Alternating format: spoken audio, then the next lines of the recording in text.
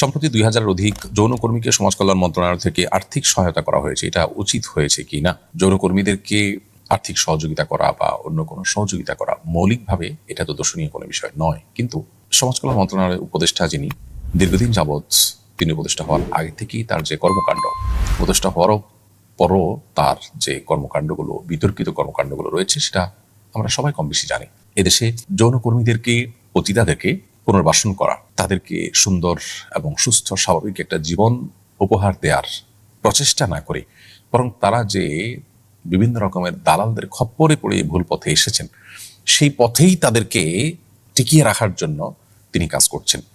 অতএব এই যে টাকা দেয়া হয়েছে, এই টাকা দিয়ে যদি তাদেরকে তাদের কাজের প্রতি প্রণোদনা দেওয়া হয়, আরো উৎসাহ দেওয়া হয়, তাহলে এটা হবে জনগণের ট্যাক্সের টাকার অপব্যবহার। আমি মনে করি বাংলাদেশের 1% মানুষও যদি মতামত নেওয়া হয়, তাহলে এই পতিতা বৃত্তি বা পতিতাদের এই কর্মকাণ্ডের জন্য তাদেরকে আপনি উপহার, পুরস্কার অথবা তারা তাদের এই কাজে যেন টিকে থাকে সেজন্য আরো সহযোগিতা করা, এটার ব্যাপারে একটি টাকা জনগণের ট্যাক্সের টাকা খরচ হোক, এটা এদেশের 1% মানুষ আমার মনে হয় না মতামত দিবে। কোনো জরিপেও এটার সপক্ষে মানুষ রায় দিবে বলে মনে করি না।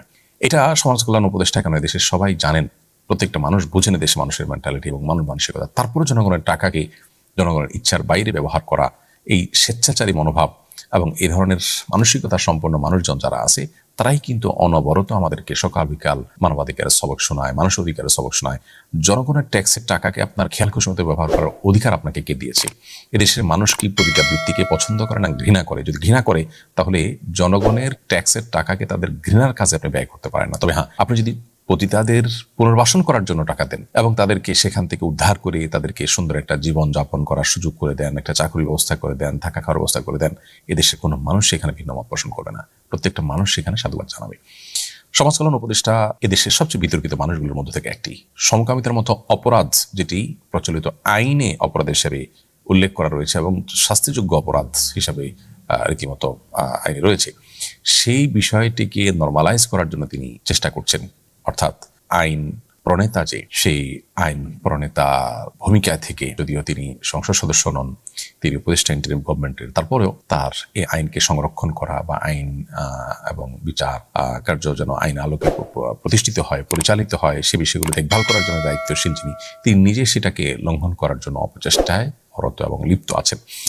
তো এরকম একজন মানুষ দ্বারায় এই যে আপনার পতিতাদের মধ্যে জনগণের ট্যাক্সের টাকা বিতরণ করার উদ্যোগ নেওয়া হয়েছে, সেটা সন্দেহাতীতভাবে সমালোচনাযোগ্য এবং সেটা সন্দেহাতীতভাবে জনগণের ট্যাক্সের টাকাকে নিজের খেয়াল খুশি মতো, নিজের যে মানসিকতা তিনি সারা জীবন লালন করেছেন, দেশে পতিতা সংখ্যা বাড়ানোর জন্য যারা কাজ করছেন, তাদের সেই দালালদের কাজটাকে যেন তিনি আরো সাহায্য করলেন এবং তাদের কাজটাকে যেন আরো বেশি তিনি প্রমোশন করলেন এবং সেটাকে আরো যেন টাকা পয়সা দিয়ে এস্টাবলিশ করার চেষ্টা করলেন। বিধায় সন্দেহাতীতভাবে এটা নিন্দনীয় কাজ এবং এই ধরনের নিন্দনীয় কাজ তিনি অনবরত করে যাচ্ছেন। কি যোগ্যতায় তিনি এই পদে এসেছেন সেটা একমাত্র তিনি জানেন এবং যারা তাকে বসিয়েছেন তারা বলতে পারবেন।